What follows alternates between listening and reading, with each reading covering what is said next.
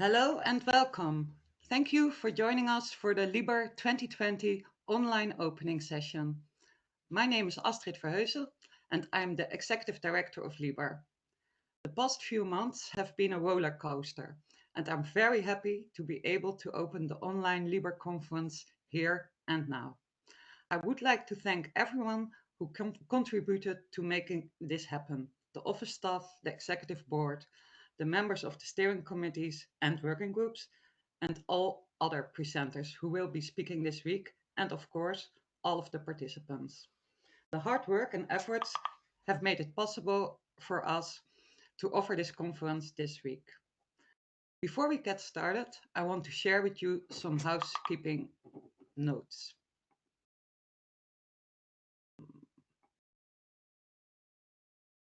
So, we will be running a live Q&A session at the end of this session, after all presenters have given their talk. Want to ask a question? Please send it through the chat window at any time. It would be helpful for us if you tell us which presenter the question is for. Following the session, you will receive a link to a short survey. Please fill it out. We welcome your feedback. Finally, if you miss anything, don't worry. We are recording this session and we will send you the recording and slides after the session finishes. As many of you know, this is the first time that LIBER is running an annual conference online. We hope this session runs smoothly, but we ask for your patience in case of any technical glitches. And now, I'm happy to turn the stage over to Jeannette Frey, President of LIBER. Jeannette, the floor is yours.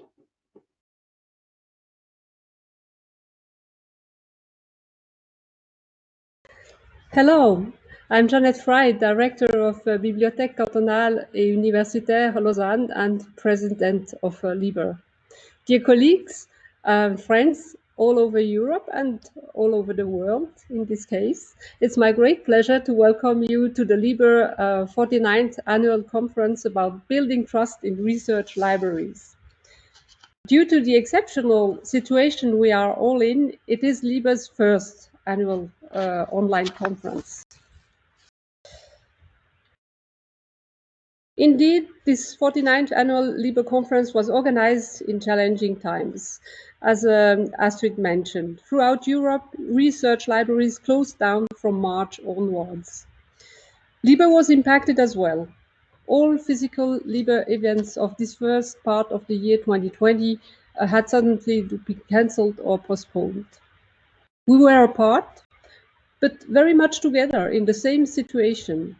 So the work of LIBER continued in an even more intensive way. Regarding the LIBER conference, the shutdown happened just at the moment when we would have started registration for the Belgrade venue. So first we discussed with our Belgrade hosts and decided to postpone the venue to Belgrade to 2021. So please take note that the 50th LIBER Annual Conference 2021 will take place in Belgrade.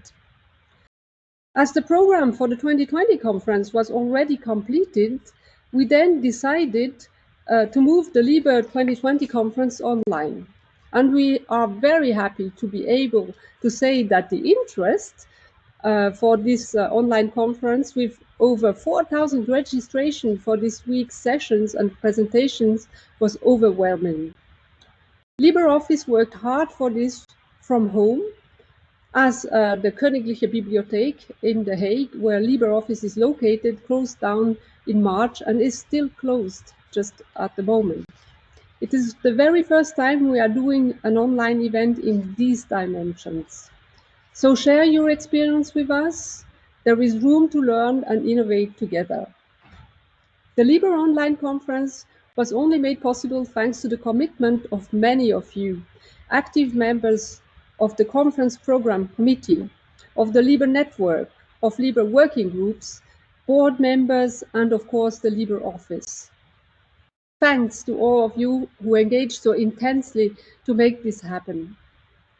Now, in most European countries, libraries are reopening, but it is impossible to enter this conference about building trust in research libraries without reflecting on what the post-COVID-19 era will look like. I really hope that in a few months the virus will be gone, but things will not be the same as before, most probably.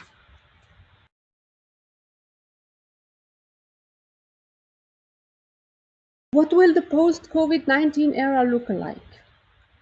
It is only little by little that on the fringe of current deconfinement, the contours of the post-COVID era take shape. In individual behaviors, interactions between social groups, between states, in Europe and all over the world. On the individual level, we have all changed our behavior considerably in a very short time. Social distance, hygiene measures, wearing a mask will probably stay with us, as has already been the case in many Asian countries following the first SARS crisis. Public finances will be under strong pressure in the coming years, if in most, if not all, European countries. During the crisis, we benefited in Europe from robust institutions and infrastructures, which made it possible to ensure the continuity of many activities and services for the good of the population. This was the case for digital services of our research libraries. Open access contents were key, in fact, during the crisis. Open science and open data revealed their true potential during these times. And we are not done with COVID-19. It is very important for LIBER to be able to support research libraries in the months and years to come in this new situation, which also bears opportunities. Just before the lockdown, we had the opportunity to enter European Open Science Cloud Executive Board as observers, for example.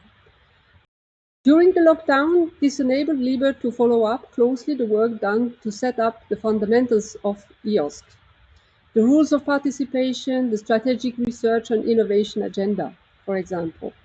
In a few weeks, there will be an open consultation about these documents, so don't miss it. Make your voice heard and participate in this consultation. Also, after the summer, LIBER will launch a survey to map the situation of research libraries all over Europe. Please consider to answer the survey. I know there are many surveys done so far, but it's very, very important that we know in which situation we will be after this crisis. Results of the survey will be the basis of a discussion during a pre-conference of our new midterm event that will happen in December. With this, we will also begin a bit earlier in 2021 with the work of our new strategy. Now I want to say a big thanks to our LIBER sponsors, EBSCO, Emerald Publishing, Ex Libris, Digital Science, Open Edition, and Retro News. Thanks for the discussions during the crisis and the support provided to organize this online conference. As every year, thanks also to OCLC to sponsor our LIBER Innovation Award. As part of the LIBER 2020 program, we also taken our poster session online. Explore the posters on the LIBER conference website. During the conference, our authors will be sharing their poster on Twitter with the hashtag LIBER 2020 poster. And the poster with most retweets win People's Choice Award. The conference program committee will award Best Poster of 2020. On Friday afternoon, we'll announce the two winners. So now let's get started. Our communication officer had some nice ideas how to connect even if we are in a virtual conference. This year, we be part of the How to Run a Library action, a selfie contest. How does it work? We challenge everyone who's registered for the conference to get some fresh air between sessions and put on their running shoes. Any distance counts. Take a selfie during your run and post it on Twitter with a hashtag how to run a library and the hashtag LIBER 2020. You can get bonus points if you can show us something nice from your area. At the same time, can you jog past your library, for example, or a local beauty spot, make us laugh. And same on Friday afternoon, we'll announce 2 winners. So now enjoy the LIBER 2020 online conference. And I'm giving the floor to Julien Roche, our LIBER Vice President and Head of the Conference Program Committee, to tell us a few words about the organization of this very, very special conference. Julien, the floor is yours.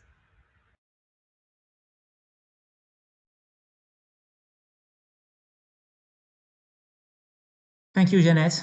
Hello, everyone. Of course, I'm very sad not to meet you all in Belgrade, as we're supposed to do, but I must say that we are very proud to have this online conference to go on delivering services to our library community. As Jeannette said, I'm here in my capacity of CPC chair to give the introduction to the program. So I'd like first to thank a lot all the office staff. They have been working very hard with me to prepare the online conference. It was quite a challenge, and we hope that the experience will be nice. We did our best to offer you the best experience indeed. Hopefully you will enjoy it.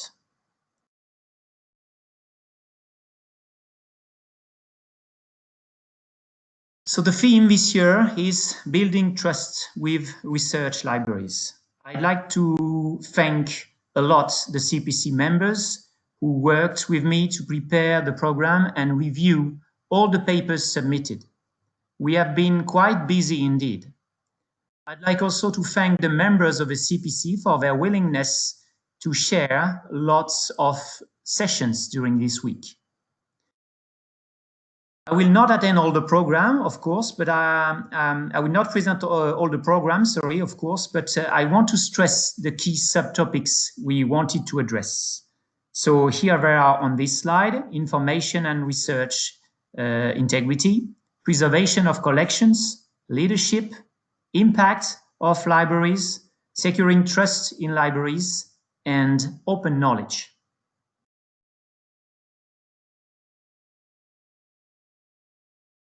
We are online this year, but hopefully we will meet next year physically again. I'd like to thank our Belgrade hosts, first for the work they have done so far, and also for their commitments to welcoming us back in 2021. Belgrade will be indeed a wonderful venue. We have a year from July till next June to prepare that, and we are already working on it.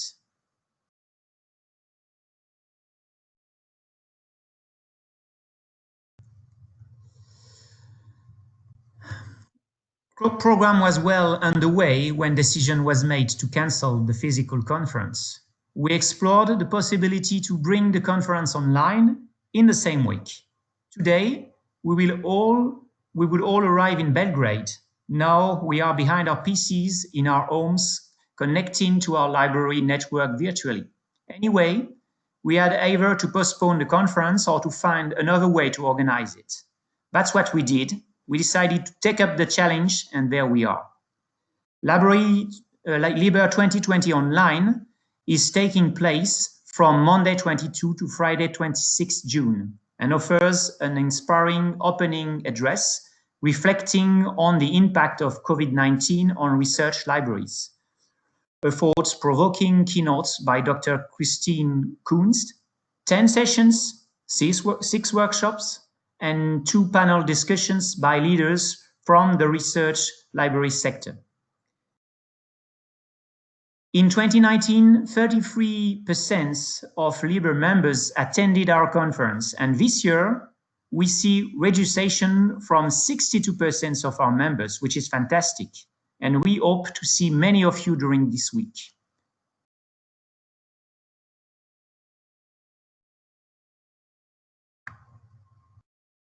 So let me now introduce our opening address with a reflection on the impact of COVID-19 on open science. Our 3 speakers are the 3 chairs of our steering committees, able to deliver a comprehensive overview from a European perspective. They're also distinguished colleagues of academic communities in their countries. So I'm happy to introduce them, namely Dr. Bertil Dorsch from the University of Southern Denmark. He will illustrate the managerial challenges during the COVID-19 pandemic. Following Dr. Birgit Schmidt, she will summarize the developments in the research field from the perspective of open science and research data management. And finally, Dr. Giannis Tsakonas. He will conclude by discussing the current obstacles research libraries communities are facing regarding open access and copyright challenge. So Bertil, I'm handing over to you, and I guess you have to introduce yourself and then to announce the short video you will present. Thank you very much, Julien. Well, thank you, and it's really a great honor and an opportunity to present here at the opening session of LIBER 2020. A great opportunity for me and for my staff to present and illustrate some of the things that we are all coping with, not only in Denmark but everywhere in the world. So what I learned briefly, what I learned is that in times like this, plans are of course useless, but planning is essential. So what I planned as a backup actually turned out to be my plan A. I want to present to you just a short video presentation instead of me speaking here over my slides. So this is what I have for you today, and then I hope you enjoy this case from University of Southern Denmark. That's my intro. So Maestro, please hit it.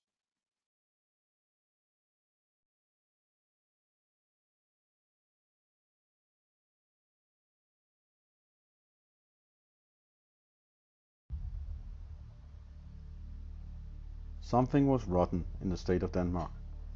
And on March 12th, the country, like so many others, closed down due to the Covid-19 pandemic. Like country, so libraries too. Not excluding the University Library of Southern Denmark, of course. We closed down 6 campuses the very next day, Friday, March 13th. And we sent home over 100 people from the library staff to an uncertain new reality, and we left the library users equally confused and bewildered about what should happen next. Fortunately, an operational crisis committee had been formed by the university the week before, of which I was part. The library had planned a gradual and limited reduction of services, but that was quickly replaced by a complete lockdown. We soon realized that we could still function as a digital library, with most people working from home, and that became the initial message to both staff and library users. The University Library has about 5,500 followers on Facebook, so besides our web pages, that became the primary platform for communicating to our users in the coming months. First up was of course a message from the head of library. The message basically said, we are still here for you, and tried to direct users towards digital solutions, both existing services and new ones developed for the occasion, so to speak. Communicating the message of the library being open for business, albeit only digitally, quickly became the basis of a focused and professional communication to our users, and the basis on which to establish a crisis communication team that has a daily task of communicating changes and news to users on social media and the web. So what we have learned is that in times of crisis, communication is all. Equally important is internal and external communication to users. And no information is information too. I will now show you a couple of examples of user communication that we put out on social media and the web. After the initial period of physical lockdown of the campus, we finally got the possibility to open a window physically to expedite loans to users, mainly students and researchers at the university.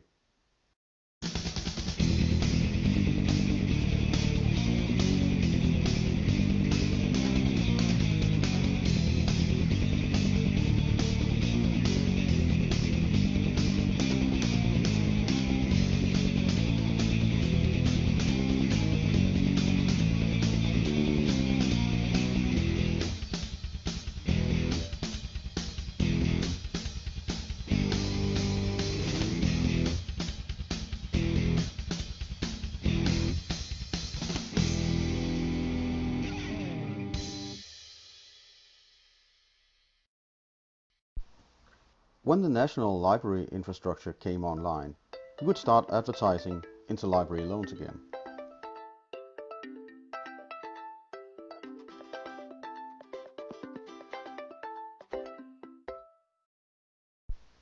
During one of the later phases of the reopening of the library, we were allowed to have staff back in the physical library, albeit not students, but still we could hold student lotteries like this one.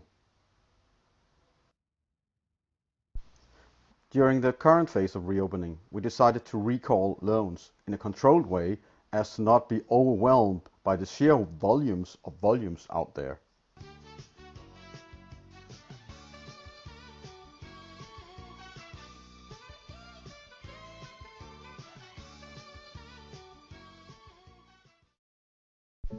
As you saw in the video, a window of opportunity opened up, not only physically.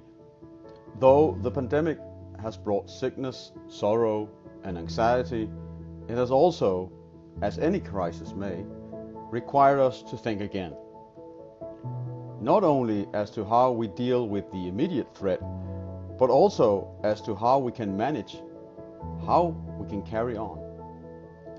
As most of you has probably experienced up close and personal, many levels of society have had to move quickly towards adopting a new digital culture, new tools and a new line of thinking.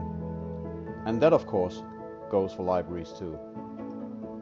Also, my esteemed colleagues will talk about today, toll access and non-access is even more critical in a physical lockdown world.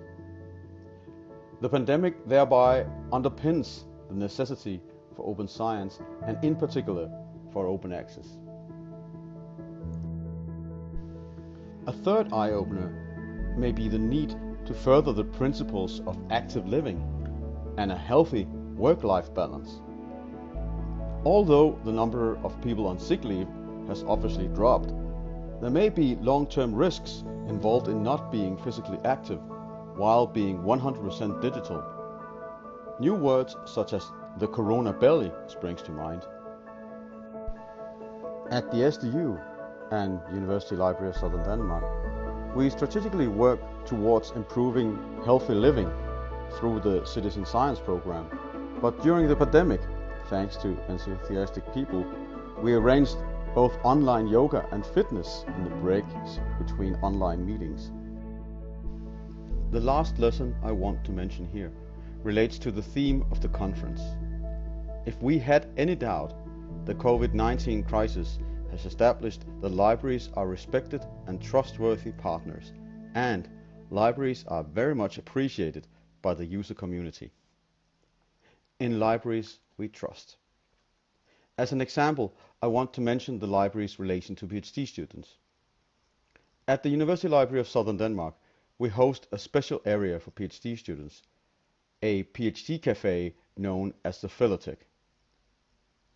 During the first phases of the pandemic, PhD students were not allowed to access campus and hence the Philothek, which then continued its activities digitally until the PhD students were allowed back at campus as some of the first students.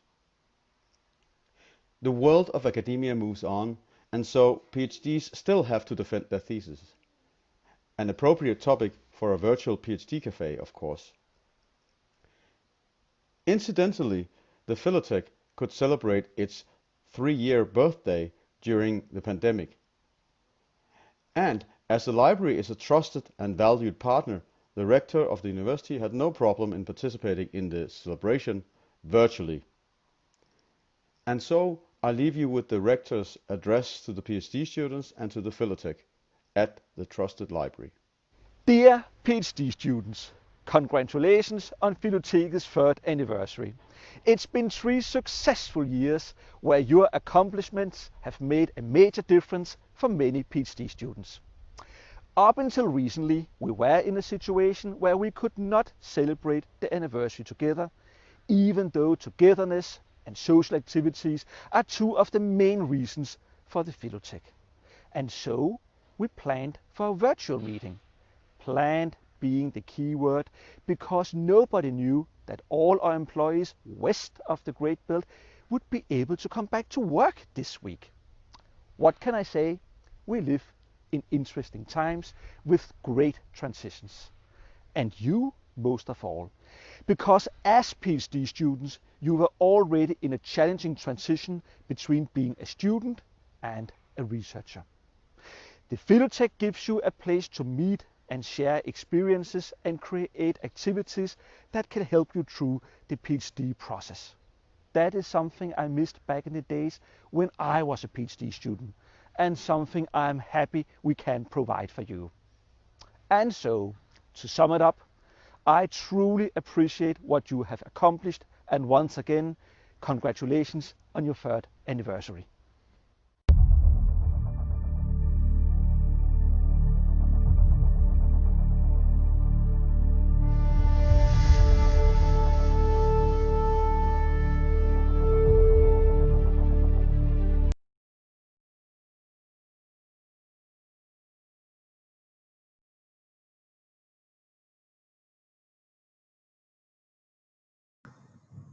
So thank you, Bertil, for this very nice video and quite inspiring words.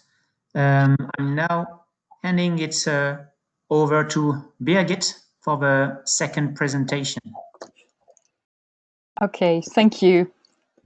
Thank you for this inspiring presentation, Bertil, and thank you all for having me today. I'm from the University of Göttingen. I had a unit there on Knowledge Commons, and I'm a member of the LIBER board since last year, where I'm the head of the steering committee research infrastructure. So today I would like to share with you some thoughts on how the research community reacted to the pandemic. And a saying might be, well, what do you do in rough times? Maybe turn to open. So there have been some good practices which I would like to point out, and it's the opportunity now to make this maybe the general thing in this phase where we turn to a new normal after the first phase of the pandemic.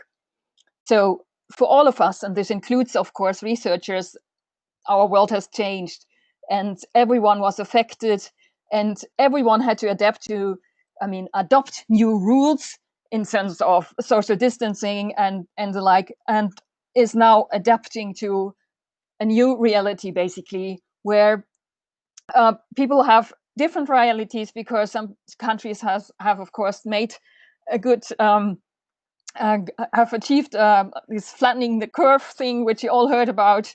I mean, that you have basically the basic reproduction rate of the virus in check, but still we might face some challenges in the next few weeks, and that's of course already happening in Europe and in other parts of the world. It's still going, and so let's move on. So 6 months into the pandemic, all of you have learned a lot of new terms, and we had to wrap our heads around this. And there's of course a lot of new knowledge out there yet, but also much unknowns, including how long does immunity last. And in Germany, for example, we have a ongoing discussion in terms of how about children? I mean, how high is their virus load, and how often do they infect others? And this is, of course, then a question which is closely linked to reopening. I mean, so, and also this is a pandemic which is not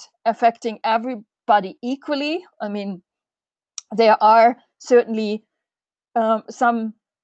Oh, sorry, I jumped too fast. So, how do researchers react?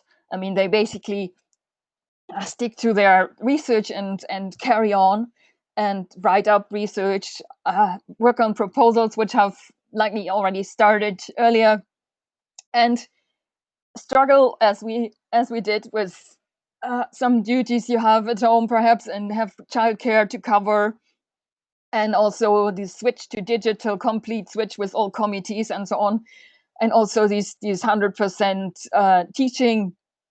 There are quite a few people who shared advice on Twitter on how to do this. And also, luckily, they turned to open, in the sense they actually adopted sharing preprints much more, in particular from the biomedical community. I mean, the medical field was always a bit hesitant regarding preprints. They turn it now fully into reality. And when you look for answering these questions, when you want to give advice to a government or answer your research questions, you turn much more to sharing and reusing data, which is great to see. And regarding the unequal impacts, I only want to mention a few things. I mean, of course, it's affecting, I mean, people differently by ethnic group, gender, age, and also social situation. I mean, how is your living condition? Do you have a space where you can work silently? I mean, I have a teacher at home, and of course, they had some differences in terms of how pupils were ready for online schooling. So, and also there were some upcoming evidence in sense of that women might be affected in terms of their research productivity, because they again share a higher load in terms of the childcare, even if there has been a slightly better sharing of this burden in this pandemic times, which is great to see. And also substantial risk for early career researchers, and funders have been very generous in terms of extending projects, but there is not much yet in terms of the long-term effects and how to mitigate these impacts. So, and researchers stepped into new roles, much more prominent. I mean, we have this, for example, in Germany, we have this Corona updates through podcasts, and this was always great in the early days, in particular, to have your daily dose on what's going on in research. Often they discuss preprints, and then you have maybe one day after another, you have a new insight, which has, I mean, gives you an insight on how researchers think and how they revise their advice to politicians based on what's out there in terms of evidence. But it's, of course, emerging evidence. It's not like you have it settled and then it's up to the politicians to make these actual decisions. It's not researchers making these decisions. And they have been targeted by populist media. I mean, this is like 3 of them dragged on around in when it comes to the topic of children affected or opening schools. And other people have helped in this discussion as well. So science communicators also help to straighten out some messages.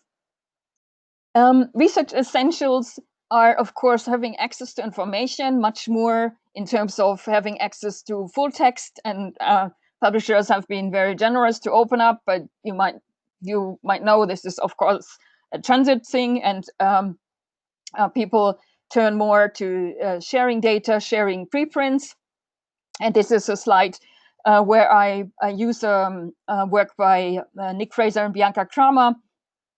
They pulled together a data set where they found out it's about every week you have now about 1,000 preprints shared through these different platforms, and it's obviously no longer increasing a lot, but it's kind of very substantial number of outcomes which are shared through preprint servers.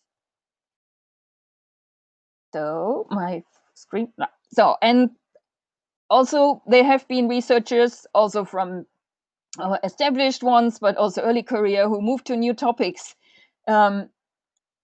This is the figure here is based on papers on arXiv, where you can check out that people from physics or mathematics and other fields have actually moved on, maybe as a side research area. So you don't know if they still will stick to this topic in the future, but as a short-term effect, you can see lots of thousands of researchers have moved to new research topics, modeling and things like that. So, and there has been quite a few new platforms created by, for example, the National Library of Medicine, also national libraries like in Germany. The Central Library of Medicine has created a platform. Then there's a data platform from EBI in the UK. Open Air has pulled overlay platform together, and there's also a community on Zenodo where people can store data and stuff which is doesn't have a natural home. So there are not many preprints, but there's all these other types of things, and also snapshots, for example, from GitHub, where you want something to be citable and preserved for the future. So for discovery, there's advice from the Confederation of Open Access Repositories, basic principles in terms of metadata, putting a term there like COVID-19 to make stuff discoverable, also basically endorsing the good practices which have been there, but giving this as advice, of course, to the providers of infrastructure. And slightly slow. So, and another thing which is a really great tool we all have discovered, certainly, there is this class of dashboards, so visualizations of data, which is typically pulled from different sources, centers of disease control in different countries, and aggregated into large data sets. And then the one which was first coming up is the one from Johns Hopkins University. There's dashboards from UNESCO on ethics on education. There's a dashboard on these genomes, how they moved basically across these mutations the coronaviruses have over time. You can really track when they started and moving from Asia to Europe, and then to Latin America, and then to Africa. And this is a very interesting resource, and also other dashboards where countries are now monitoring the level of cases. So the little one is Austria, which was created by a data science institute in Vienna. So, and in addition, there are other data sets which are focusing on governmental interventions. For example, in Oxford, there's a researchers group which created a data set based on policy documents, media, and statements from the government, and created basically indicators and released this data set also in open access form or as open data. And then others can reuse this data set. For example, this Our World in Data, they create very nice visualizations which you can also interact with in terms of these different governmental interventions. And then other researchers can also reuse this to combine these two sets of saying you have the number of cases and you have these interventions, and then you see at least some correlation of does this have some effect, even if you might say, well, it's not proven that exactly this intervention has been causing this change in the slope of the growth. So, and this is one of the takeaways. I mean, all these data sets are often freely available. In addition, the code is made available.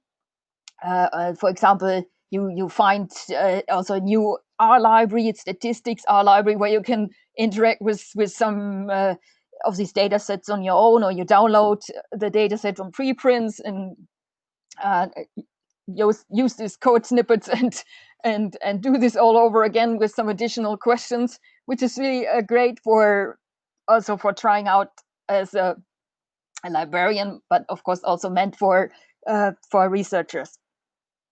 So, but there's some work to be done in addition, which is basically taking care of the data as an asset beyond the actual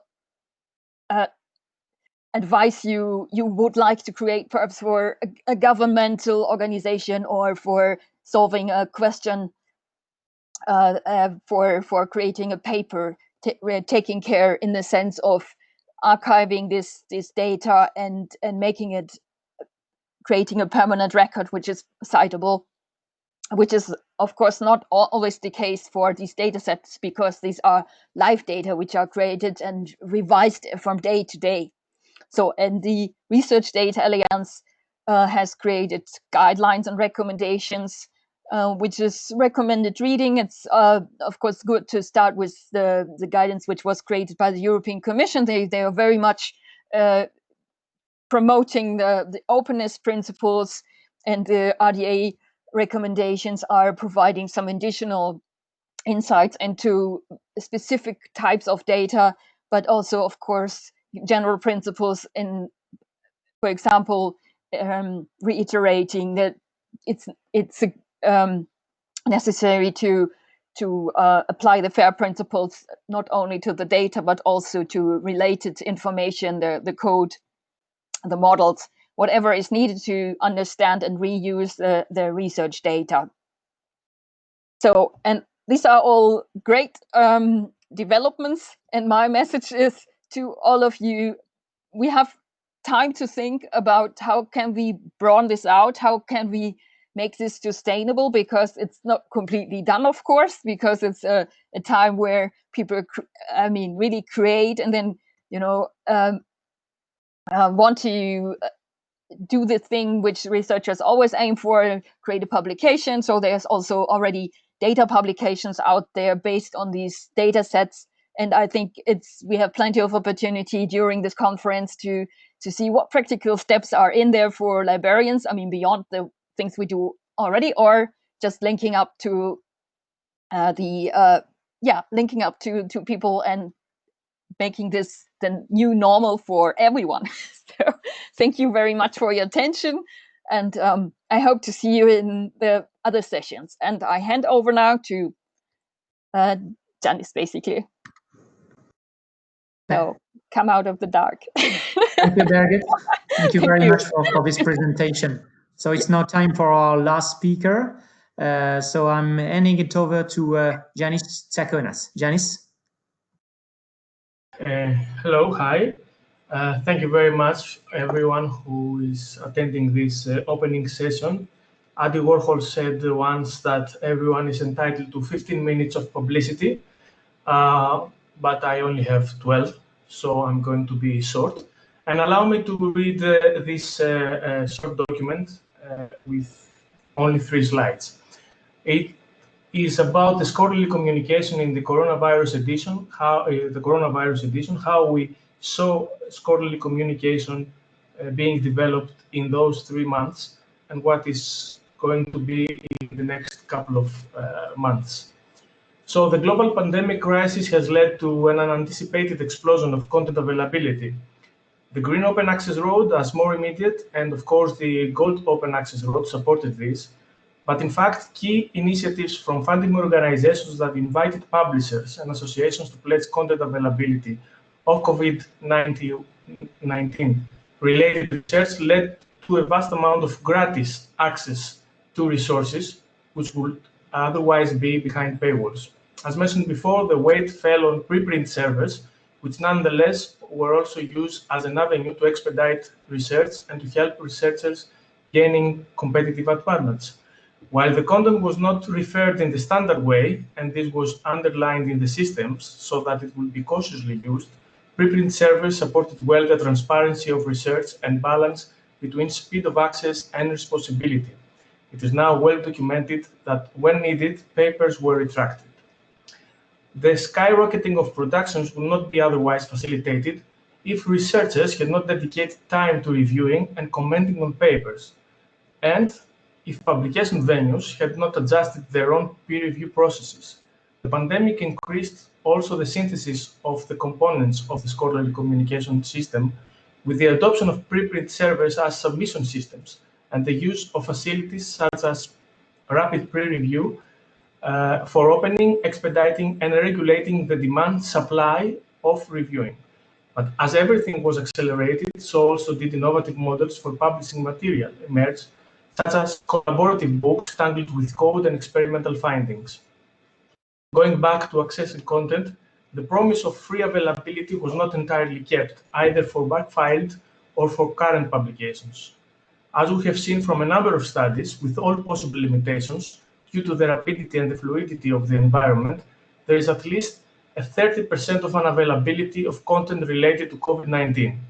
But who is deciding which content relating to COVID-19 is relevant to the researcher? Recent evidence shows that drug-related research is not available to the extent it should be in order to fight COVID-19 effectively. To all these questions, we got mixed reactions from business as usual to enthusiastic rise of the future of science is here. I suppose both apply in this occasion, depending on who are you talking to, and everything is welcome. What I can understand as a viewer of social media timelines is that enthusiastic comments were expressed by less aware researchers and users about open science. At the same time, in the statements of individuals and organizations that champion open access, there was a tone of vindication. In a sense, it was business as usual, because the imperative for open science was not realized in these 3 months. The problems we had are still here, loud and clear. It is only that the altruism of the research community in a very intense and saturated information landscape that masked them. We are still having problems with transparency. We are still having issues with opportunistic price increases that jeopardize sustainability.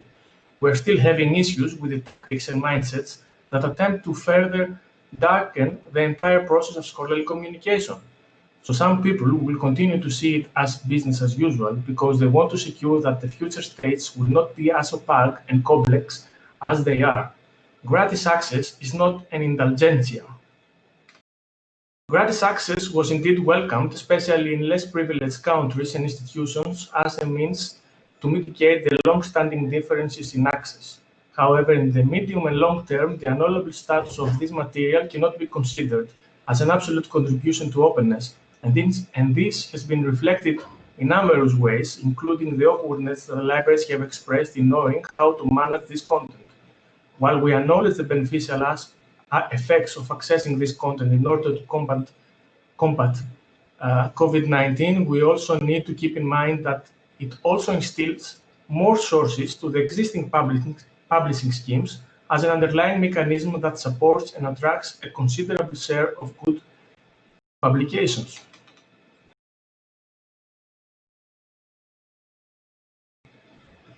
So, while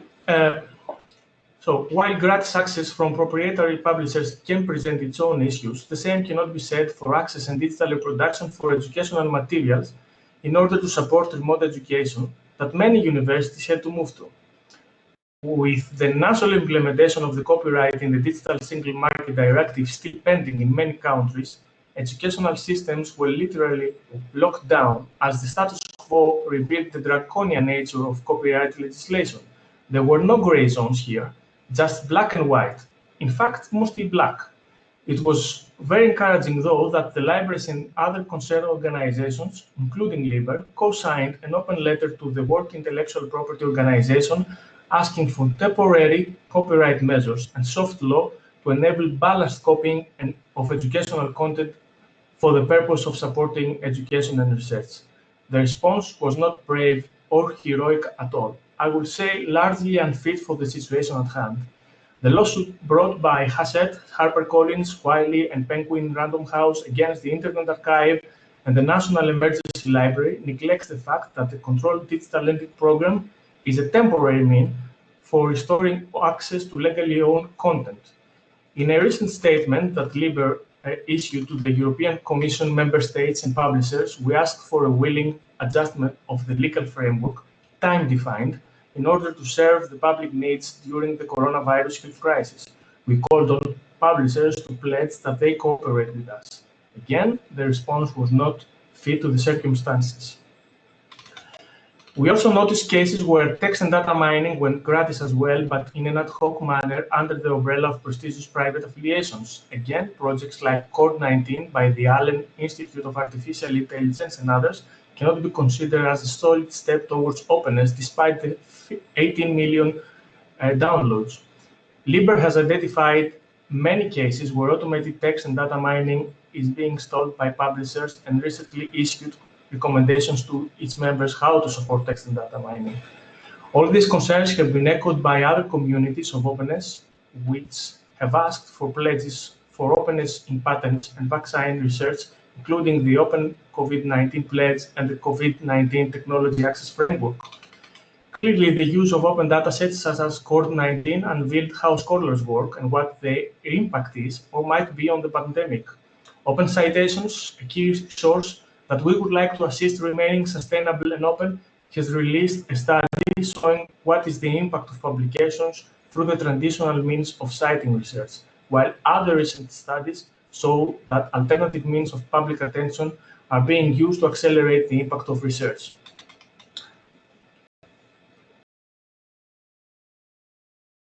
It is safe to say that most of us understand we cannot afford to,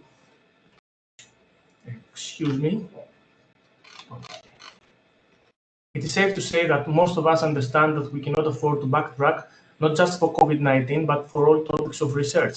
There is a momentum in place that we would like to see maintained for open access and open science.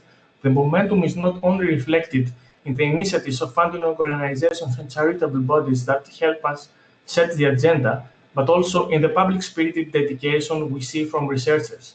The crisis unveiled to them, those that we often have the difficulty in approaching and communicating with, the numerous positives of engaging in new ways with science. That's why the enthusiasm of many researchers is very much welcomed. Many of us would like to see that translating to a widespread adoption of open science that will create a new habitat where more researchers feel comfortable to work in, that is also sustainable and regulated by quality and contribution and not by numbers and prestige. The momentum is also reflected in the growing number of citizen science projects that help researchers process coronavirus data or report cases. Citizens who worked on the topics of pandemic or during the containment on any other scientific topic have seen another phase of science much more inviting and participating. The restoration of faith in science, which happened to a great extent in the pandemic, provides an excellent opportunity to invite citizens in schemes of cooperation that will tighten the bonds between science and society. It is also important to see academic and research institutions demanding more from the legislative bodies in terms of openness, as well as investing in open educational resources. I hope that with a level head, we will start rethinking the concept of ownership in regards to infrastructure and services. At some point, we will have to reset our priorities, especially when critical things are at stake. Without being ominous, it could be the case that global crises will multiply in the next year. Recent health crisis, climate change, the need for a sustainable world, they all show that we will be required to work on a global scale with common tools and access to common pools of knowledge. This has to be secured with tools other than those that currently exist.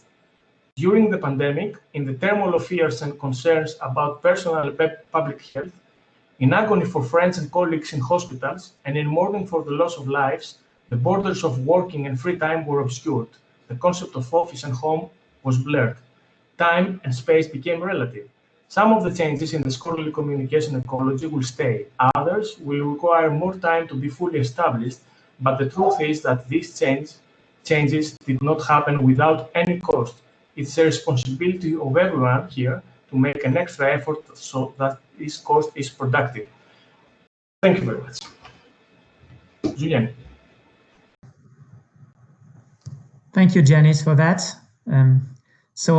Thanks. I'd like to thank Janice, to thank Bertil, and to thank Birgit for their pre-presentations. Please use the functionality to also to upload our free speakers, because they really deserve it, because it's not a very easy task to do that.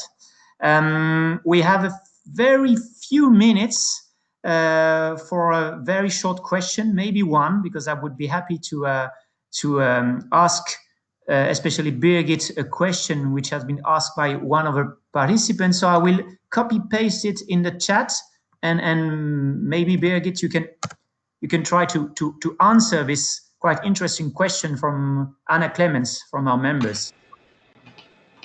Yeah, so Anna was asking if when media turn to preprints and might sell this as a finding which you can build on, that this has some dangers and might affect views on impact negative views on preprints as a consequence.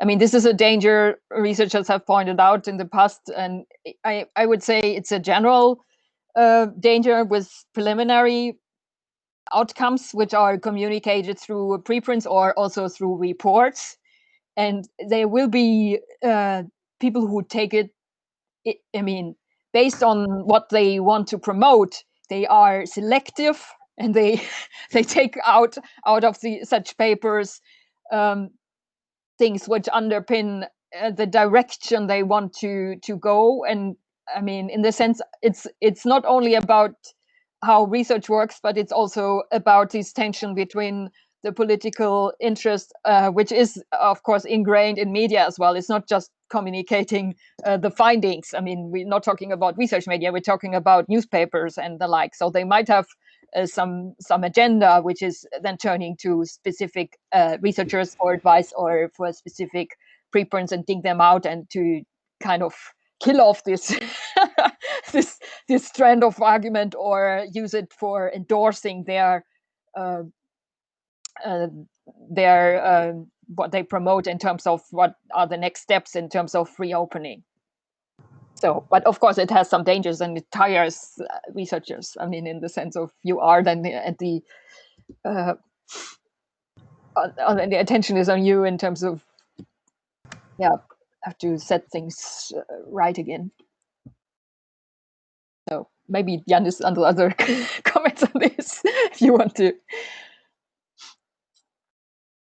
I think we don't have a lot of time for that. So I'd like to thank again all the three speakers. And now I would like to hand it over to our executive director and our president for final words. Thank you, Julien, and thank you all three presenters. I'm just now going to hand over to Jeannette for the final remarks. Jeannette. Yes, thanks, Astrid.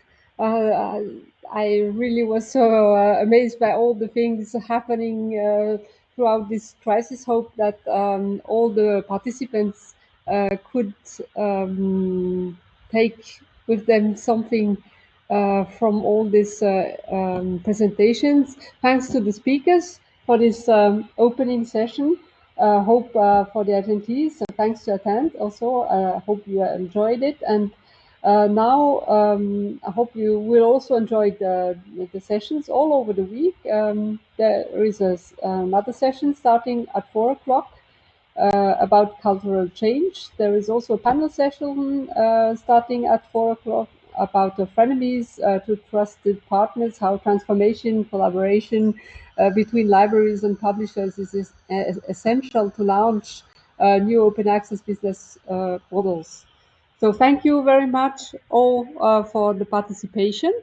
So happy to be able to have this exchange with you through this online media and enjoy and profit from this occasion of the LIBER conference online.